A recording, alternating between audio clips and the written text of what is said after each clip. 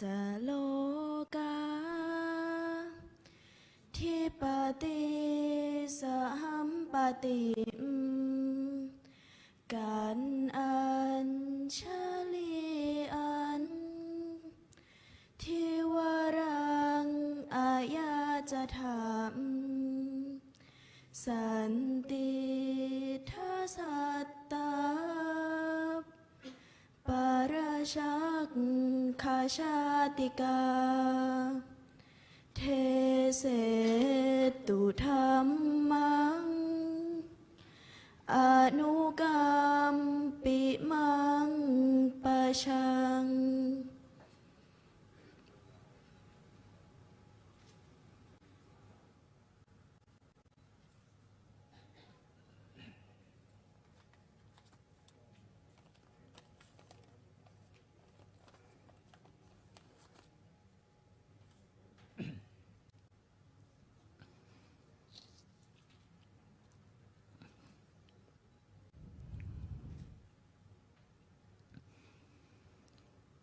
นะโมตัสสะภะคะวะโตอะระหะโตสัมมาสัมพุทธัสสะนะโมตัสสะภะคะวะโตอะระหะโตสัมมาสัมพุทธัสสะนะโม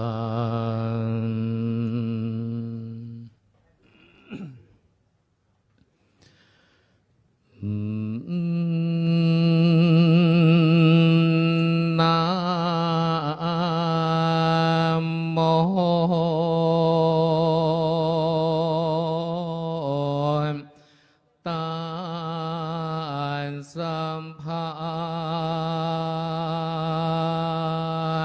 ภะคะวะโตอ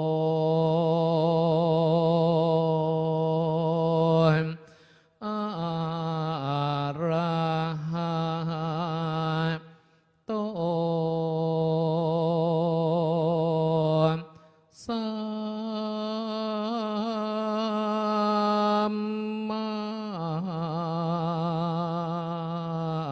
ส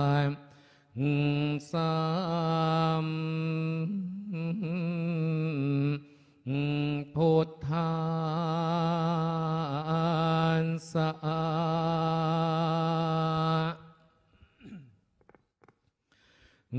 เอวังเจตปุตโตพระมนังโพเชตวัง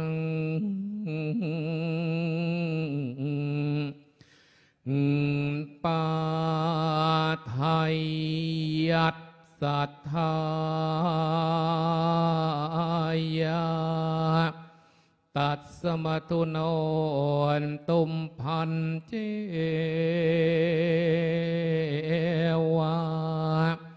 ปากกมีคาสัพทินจัตถัตตวังมัคเขมทาเป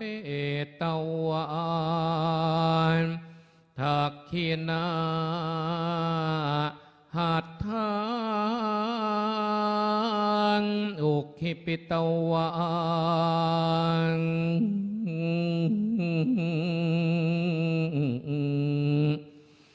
มหาสัตตัสสวัสโน กาสังจิกขันโต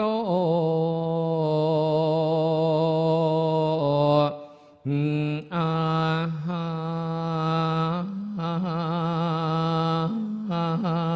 งติ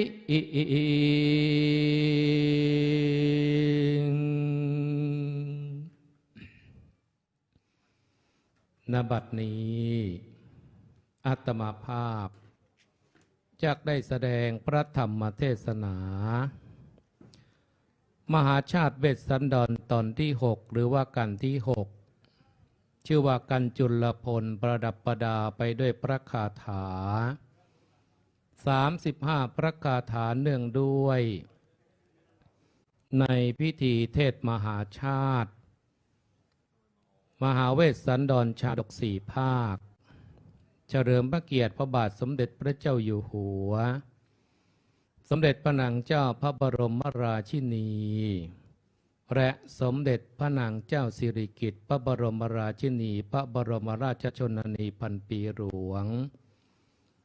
ซึ่งดำเนินการโดยพระเดชพระคุณพระธรรมวชิระโมรีเจ้าอาวาสวัดยานนาวาในกันที่6กันจุลพลนี้ ต้องขออนุโมทนากับคณะท่านเจ้าภาพซึ่งประกอบไปด้วยหลวงพ่อพระครู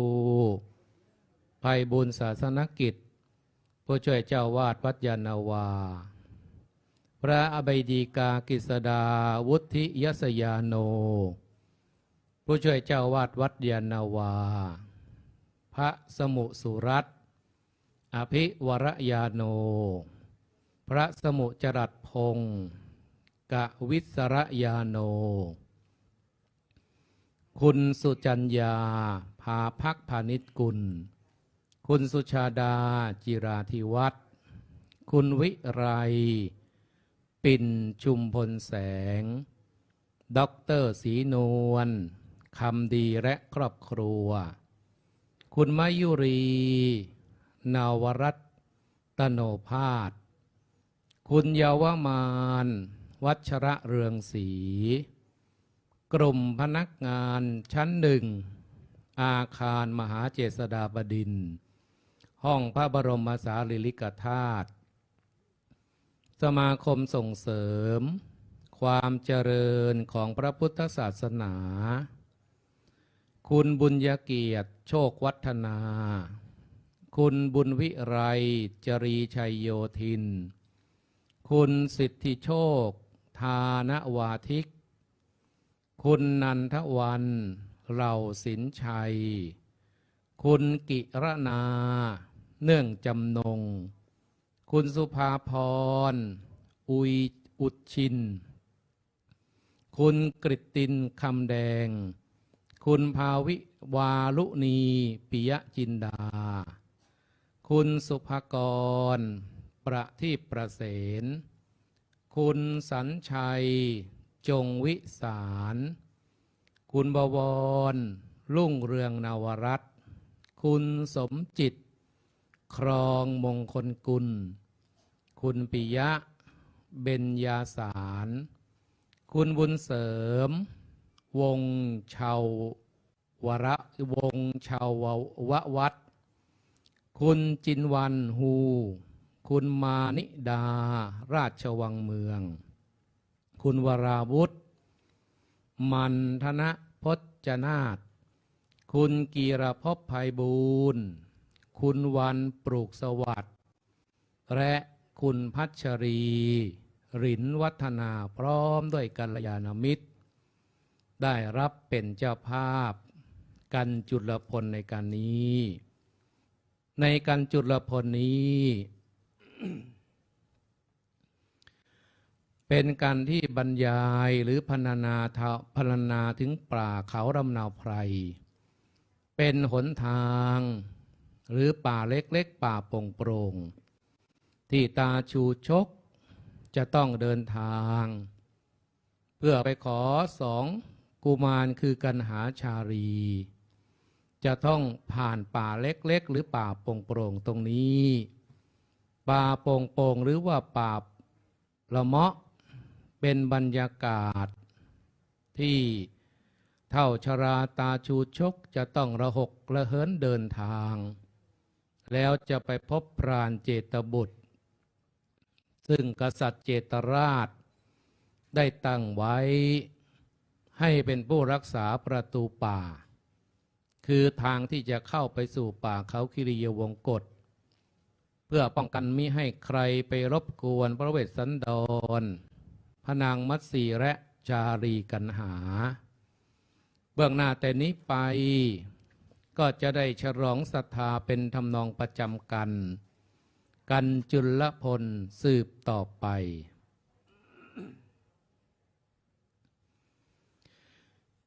เอวังเจนตาบุตโต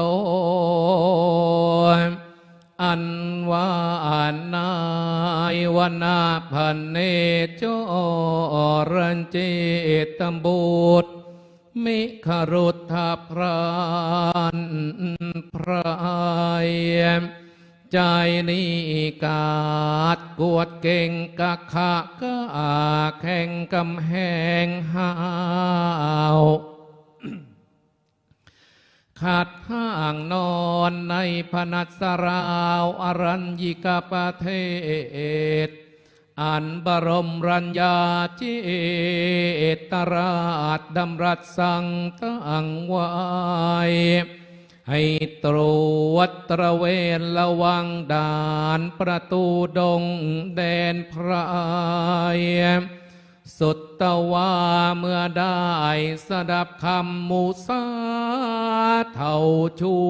ชกทชีชาติไม่รู้กลทิตาแก่แสนฉราดด้วยเล่ลินหลักแหลมในเชิงลวงบอกว่าเป็นพระทูตหลวงอันลือชานำซึ่งสุภรักษณาสาราชสา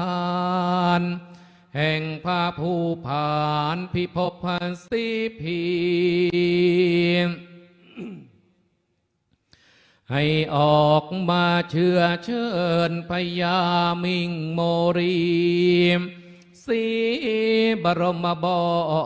พิทพงศ์ที่พากรให้เข้าไปสู่พระนครกรุงไกรเจตบุตรก็สิ้นสงสัยไม่เคลือบแคลงสำคัญคะเนแจ้งจริงดังว่าจามพระมนังโพชิตวาจึงยังพรามให้ทำพัฒกิจกินมาธุรามังสังยางต่างก็ยาโพดพอกำเราะแรงป่าไทยยังที่ยังเหลือเนื้อย่างแห้งก็ห่อหิวให้เป็นพวงทั้งน้ำพึ่งก็ตักตวงใส่เต้าเต็มบริบูรณ์จัดให้ท่าทีไปเป็นต้นทุนตามมัลลคาทักขินาหัตถางอุคิปิตวาจึงได้พาพรามไปสถิตที่สาโท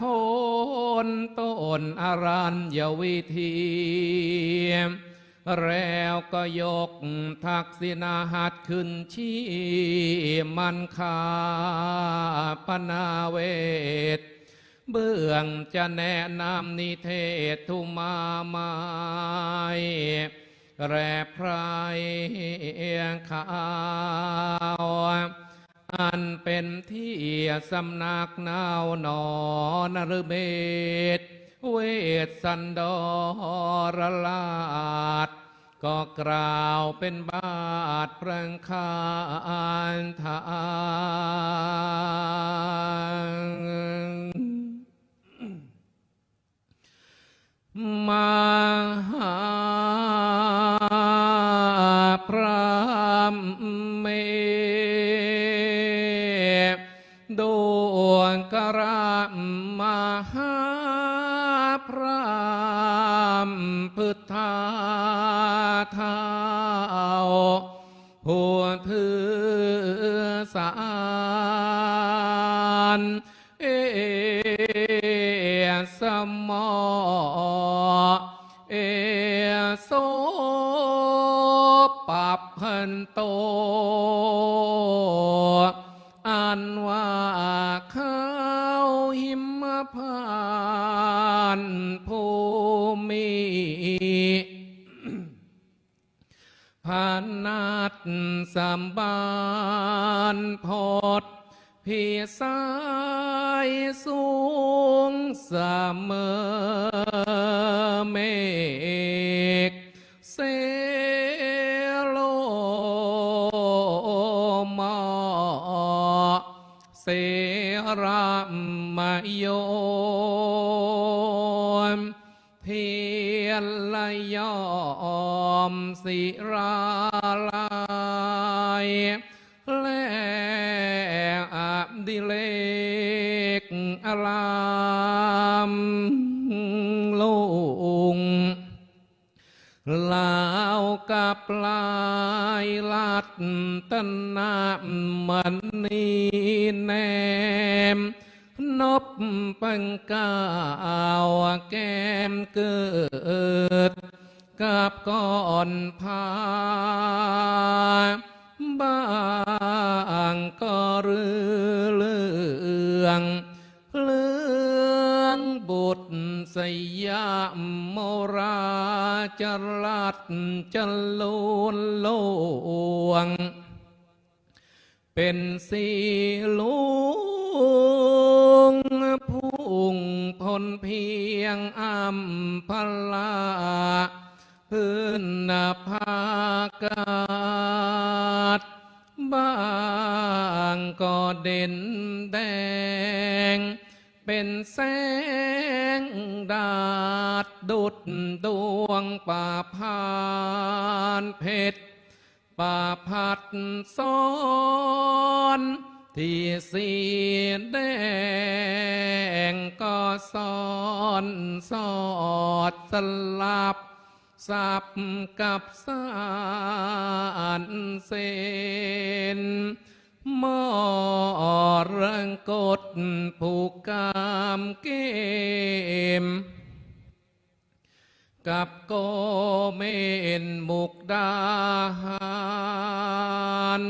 เห็นพิจิต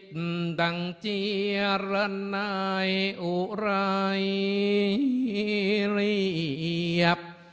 ไพฑูรย์ทับทิมปะเทืองเทียบปัดธรรมราชลัดตนินแนมแก้มพลอยมาพรึกเลือมาเลืองแสง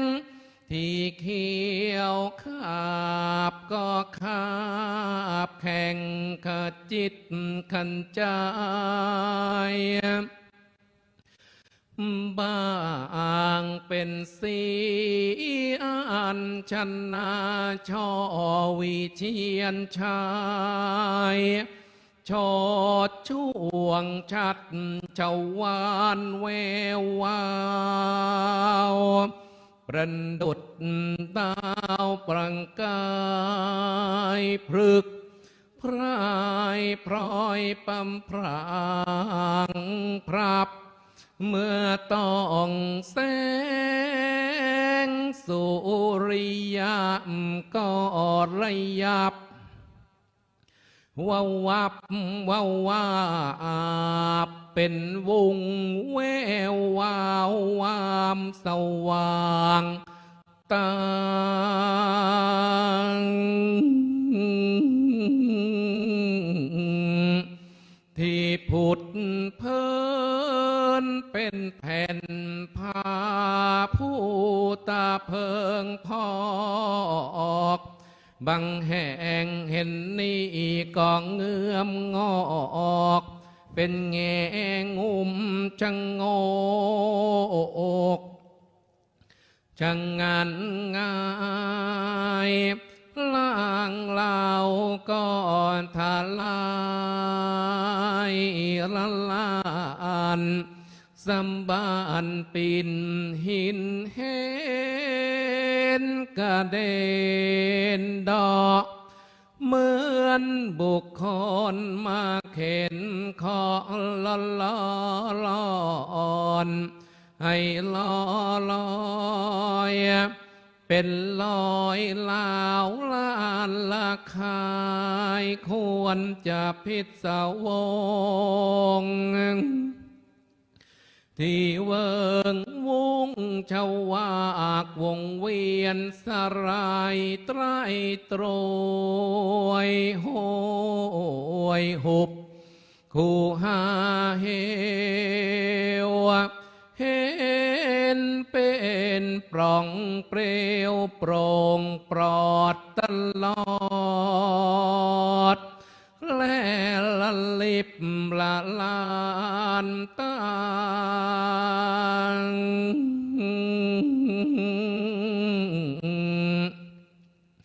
ที่ภาคพื้นเป็นน้ำพาพุ่งฟุ้งขันใจ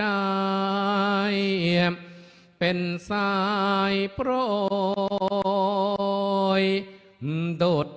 จากคายสุรายลอยลวงเป็นเลนูนาทรงสนานที่หินห้อยย้อยยานเป็นน้ำหยัดหยาดหยดใยเยือกเย็นอย่างอมฤตตยามวารี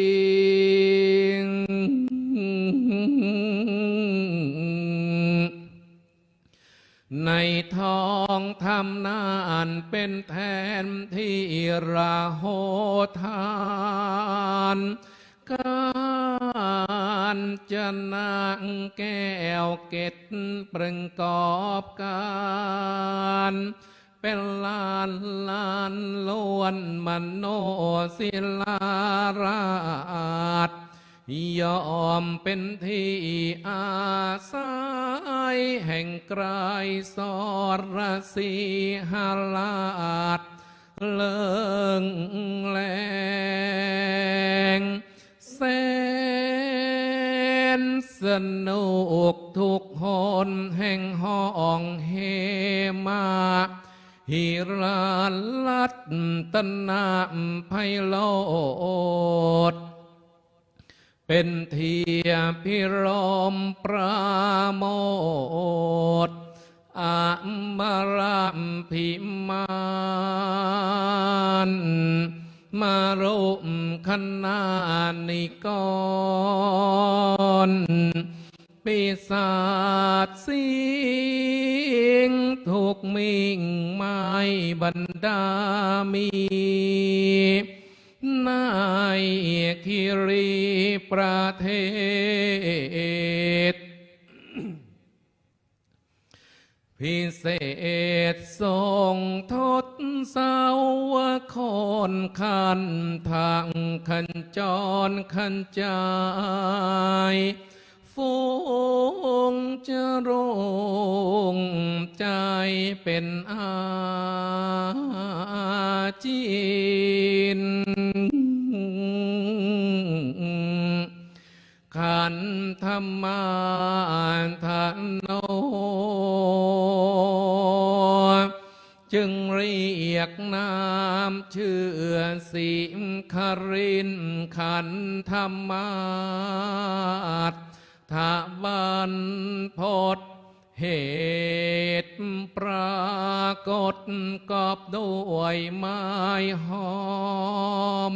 10 ประการมี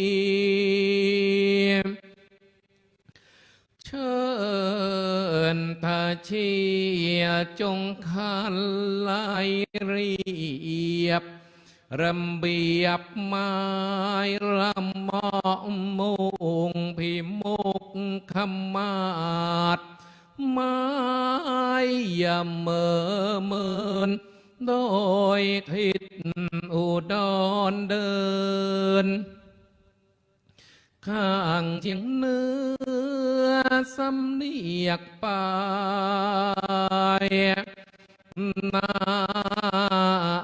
โนนก็หมูไม้มิ่งยุ่มมากมายหลายผ่านเพียงประหนึ่งว่าปุ่มพนมชัดนิราและดูเขียวชะอมอัดออกอรชอนชอ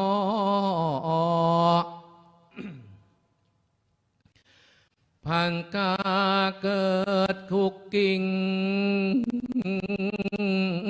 การอกขันตายอดไทยยานเยี่ยมพย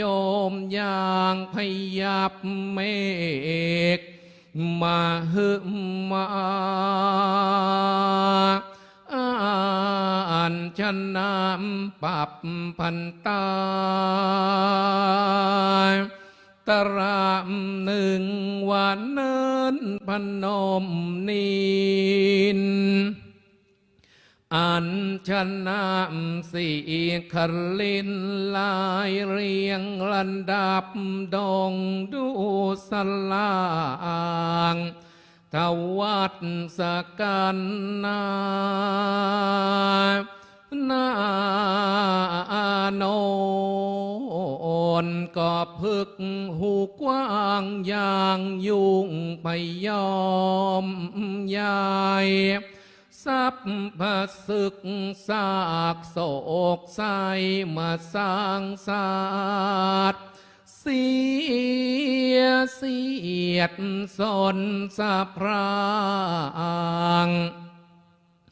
พันนรกเต็งลังรวมเรียงเฮียงหันมาหาดเห็นลาโหนทานสัมภเวทันติ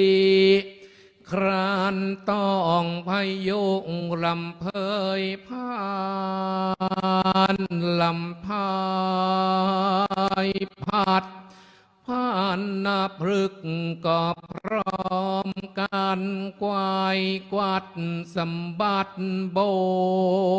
กต้นลำยอดก็โยงโยกอยู่โยนเย็นเอ็นอ่อนท่าเท้าทบอิวามานาวาเสมือนหนึ่งว่ามา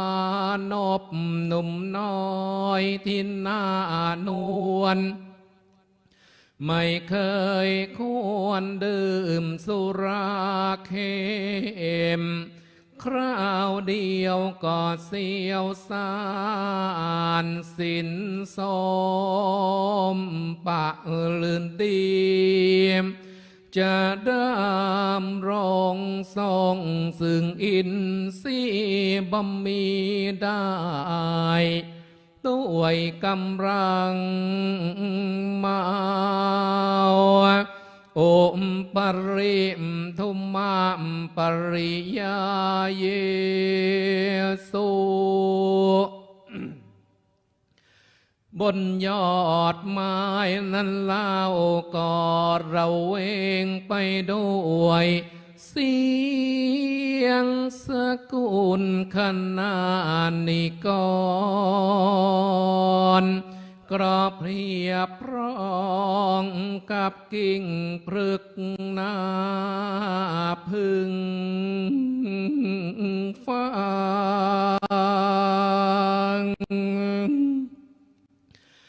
สังขียมติโยวาโสยะเร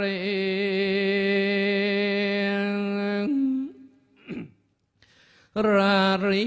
ยเลื่อยลาวกับเพลงขับอัปปะโสระสุรางสุราทิพเทวโรกนัดชูหารวนคณานิกรพรนดกดูว่าเอาร้องสนานก้องอยู่ไม้โนนแล้วก็โจรมาจับซึ่งไม้นี้ลองทักกันสิกเสียจูจีจันจอแจสุราเสียงนานก็เซ็งแสประสานสับรับกับกิ่งลุกเมื่อมา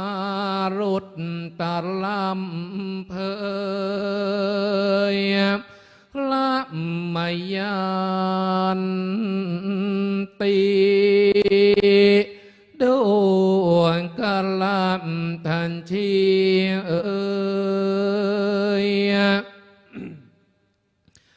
สนทลำพิลมพายลอเหมือนจะเรียกสัญจรบุรุษให้หยุดลมสำราญเลิงเมื่อท่านถึงจึงประทับให้บันเทิงบรรเทาร้อนนอนเสียสักตื่นหนึ่งจึงคอยไปก่อนจะพบพระนอไทยธรรมาธิเบศเวสสันดรละลาดกับโดยพระนุษชนาดมาเฮเสียแร่สองดารุณปดกดวงกษัตริย์ทั้งเสียทรงพระสมนาถในอมรินทราสุราสมอุดมไปด้วยเพศพิธีบวชบรรพชาก่อนจำมาวาสีทรงพยักจะมาพรผูกชันดาเกตกระมวดมูลเป็นมนทนถือข้อเที่ยวเกี่ยวพลพลาพึกประพฤติโปรดพรหมจรรยาชมาเสติบันทมเนื้อใบไม้ราด ปุปันทเพียผู้มีพันนัดสันธานชาญตะเวนทา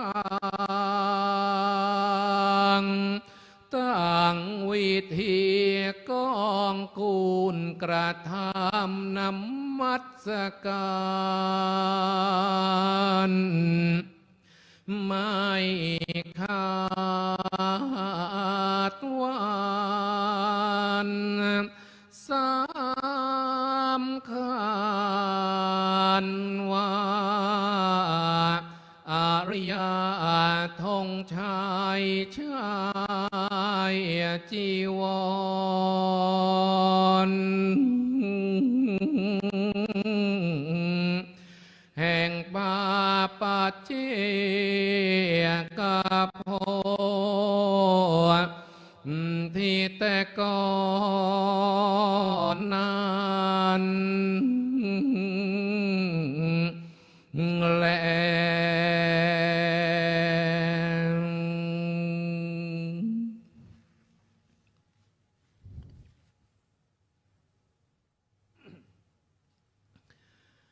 ก็สรุปเป็นใจความว่าจูชกหลังจากที่อมิตรดายาหยีเมียรักได้จัดเสบียงเดินทางเพื่อให้ชูชกเดินทางไปยังป่าเขาคิริยวงกฏนางอมิตรดาก็เป็นแม่บ้านที่แสนดีจัดเสบียงเดินทางให้ชูชกโดยนำของที่กินจัดให้ชูชกของอันไหนที่เสียง่ายก็เอาวางไว้ข้างบนส่วนของอันไหนที่อยู่ได้หลายวันอยู่ได้นานก็วางไว้ข้างล่างชูชกเมื่อได้เสบียงแล้วก็เดินทางที่จะไปเข้าพระเวสสันดรที่ป่าเขาคิริยวงกฏก่อนที่จะไปเข้าป่า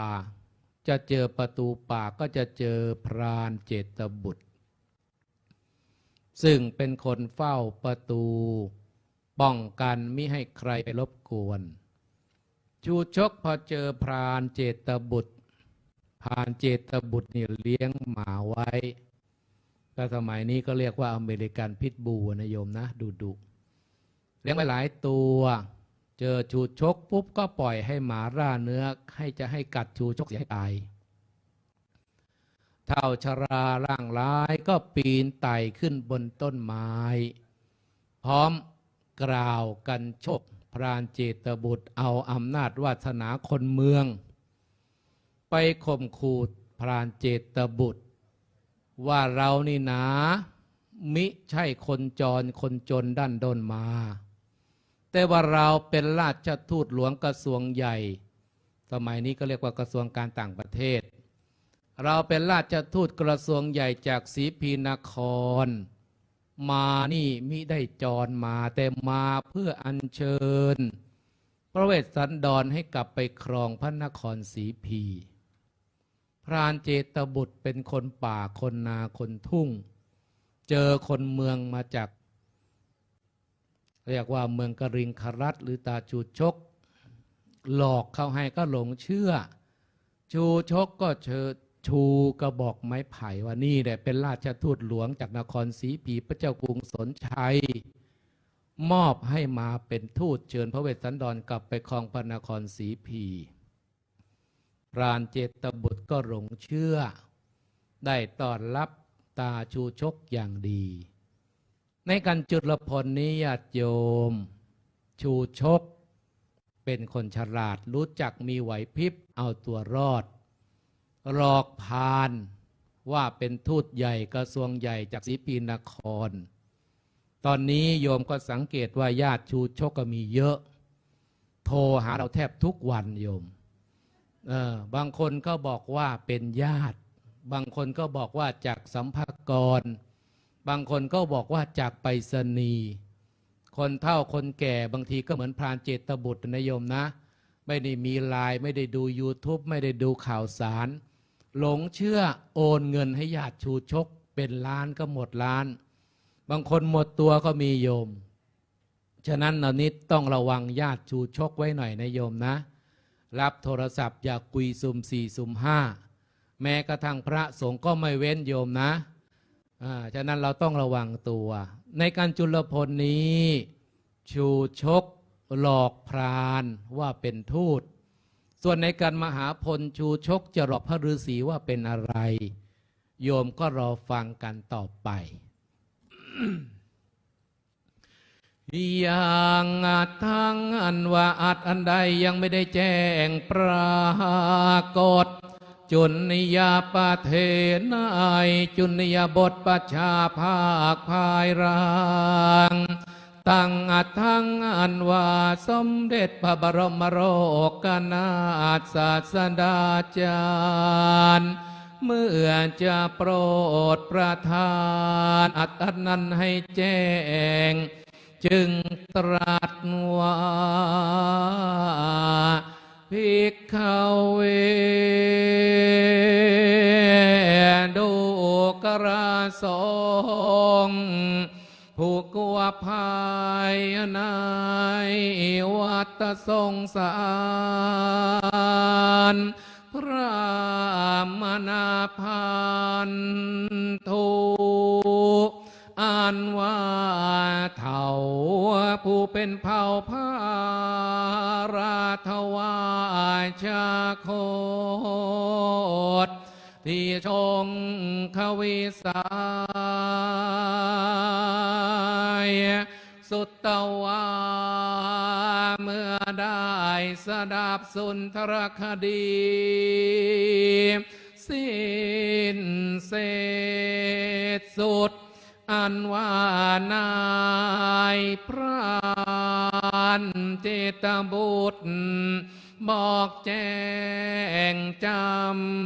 ำธนาตนายพนัสสวิธีเถื่อนทุเรศอุทากขาจิตโตเท่าทริทเชษก็ชื่นบานบันเทิงใจยกยามระว่าขึ้นสายรายสะพรักแรงละลาละลางปาทักเทียนนางกัตตวาเท่าก็กระทำปะทักสินตติยาวานเวียนรอบชอบที่อัจจุนโต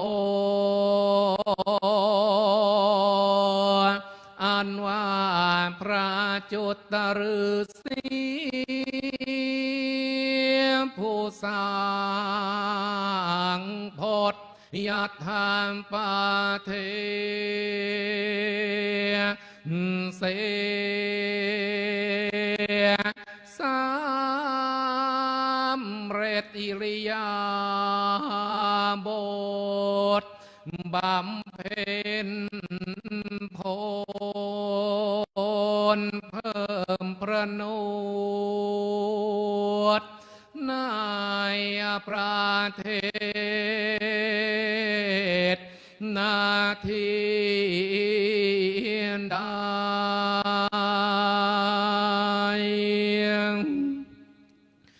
ปักกา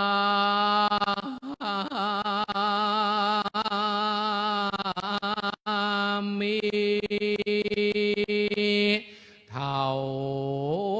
ก็บายภาคชามขอป้ายตั้งปาเทสา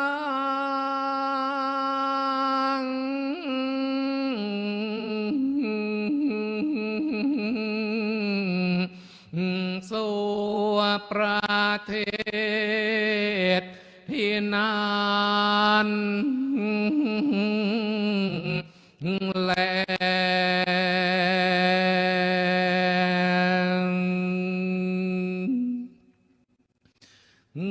จบแล้วนอกการจูน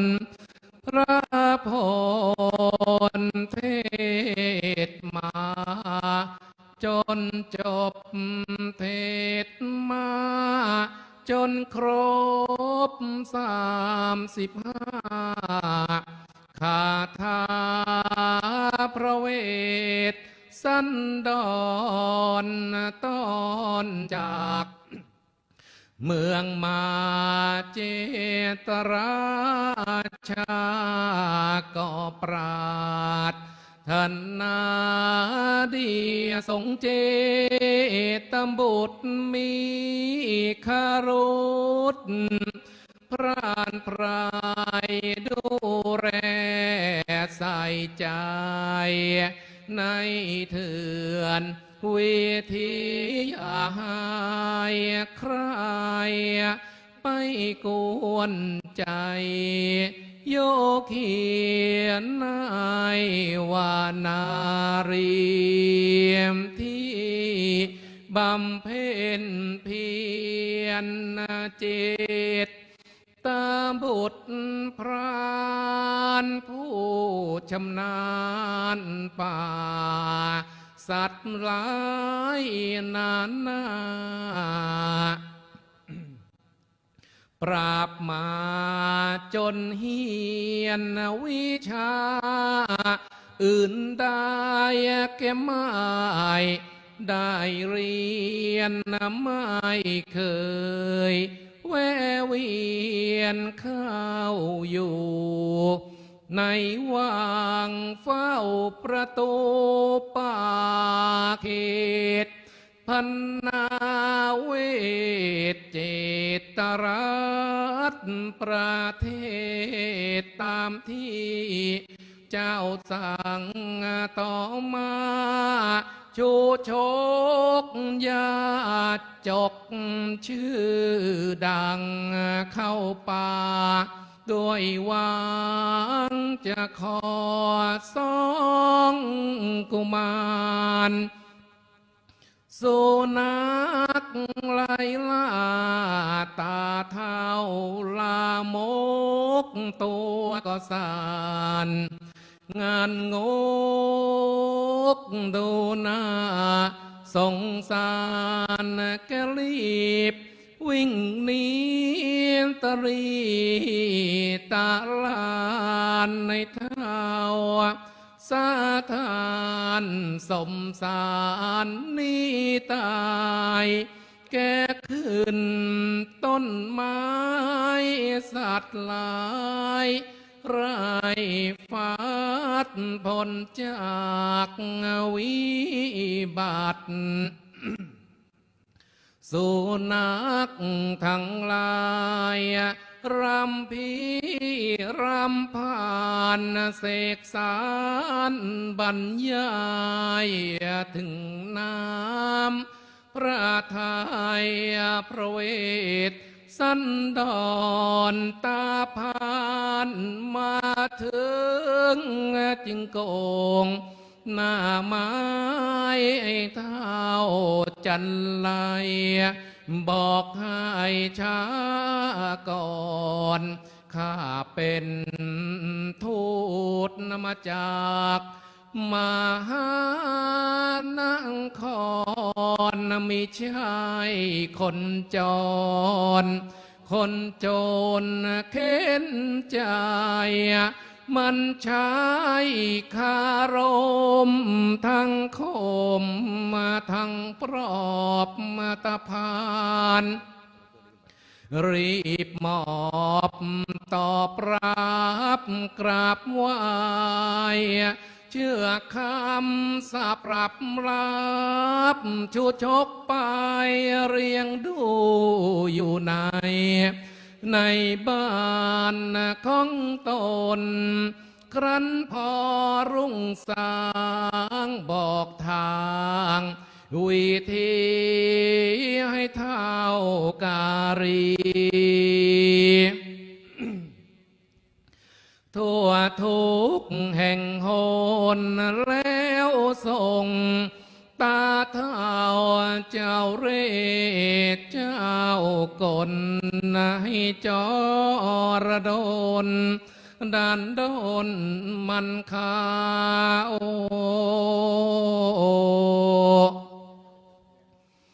นี่แรนนาโยมผู้มาฟังเทศขอให้สังเกตกันไว้เถิดนาคนดีตาทั่วคนชั่วมายาเป็นเหยื่อโอชาน่าสงสารจริงสังคมไทยเรามีพวกชาวโฉดหาผลประโยชน์โดยการสู่สิ่งบางพวกแอบอ้างบังก็แอบอิงล่อลวงเหมือนลิงช่วงชิงเงินทองแอบอ้างรู้จักพวกนักการเมืองมีเล่ามีเรื่องสามารถขอร้องทหารตำรวจผู้หมวดผู้กองอีกนักปกครองกระทรวงนานาบ้านนอกบ้านนาหน้าตาซื่อยอมรับนับถือดอกไม้กังขาไม่นานนักดอกถูกหลอกเงินตราเจ็บปวดอุราเสียหน้าเสียใจจะฟ้องคดีไม่มีหลักฐานขึ้นลงขึ้นศาลหลักฐานอยู่ในชูชกอินเตอร์พบเจอทั่วไปโยมจงเชื่อนายใบลานบารีสัพพิมติโยวิวัฒชานตุให้โยมเจ้าภา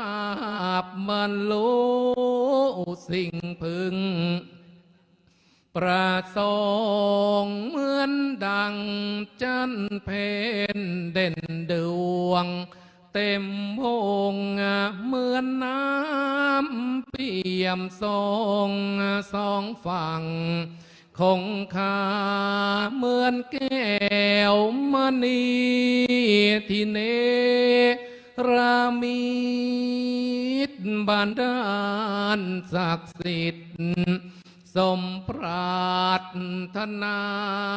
ราบยศสรรเสริญสุขเพลินอุราโลคายาโรคายามีรัตนาตยานุภาเวนังขอนาถพระปกป้องน้องพี่ทุกโศกโลกภัยอย่าได้ราวีให้เจ้าภาพทุกท่านมีอายุยืนนานยึด มานหลักธรรมองค์สามพุทธาทานศีลภาวนายึดเป็นแก่นสารให้โยมทุกท่านได้โยนมรรคผลนิพพานพบพระศรีอานชาติหน้าโน้นเถิดนานจบอาตมาภาพได้ชี้แจงแสดงพระธรรมเทศนามหาชาติกันจุลปนประดับประดาด้วยพระคาถา35พระคาถาสมสมัยได้เวลารัตนัตยานุภาเวนะรัตนัตยเตชะสาด้วยอำนาจแห่งทานศีลภาวนาบุญบารมีที่ญาติโยมสาธุชนคณะเจ้าภาพทุกท่านซึ่งนำโดยคณะสงฆ์วัดยานนาวามีหลวงพ่อพระครูไพบูลย์ศาสนกิจพระใบดีกากิษดาวุฒิยสยาโนผู้ช่วยเจ้าอาวาสวัดยานนาวาพร้อมด้วยพระอาจารย์สมุสุรัตน์อภิวรยาโนพระสมุจรัตพงศ์กวิสรยาโนพร้อมด้วยคณะญาติโยมสาธุชนคนใจบุญทุกท่านได้รับเป็นเจ้าภาพในการนี้อานุภาพแห่งบุญบารมีความดีในครั้งนี้จงมารวมกันเป็นตบะเดชะพระวะปัจจัยอำนวยพรให้ญาติโยมจงเจริญด้วยอายุมีอายุยืนนานจงเจริญด้วยวันนะมีผิวพรรณที่ผ่องใสจงเจริญด้วยสุขะมีความสุขกายสบายใจจงเจริญด้วยพระมีกำลังกายและกำลังใจที่สมบูรณ์หากแม้นว่าท่านปรารถนาสิ่งใดก็ขอให้สมความมุ่งมา่ปรารถนาจงทุกประการรับประทานแสดงพระธรรมเทศนามหาชาติกันจุลพลสมสมัยได้เวลาจึงขอสมุติยุติลงคงไว้แต่เพียงเท่านี้เอวังก็มีด้วยประการฉะนี้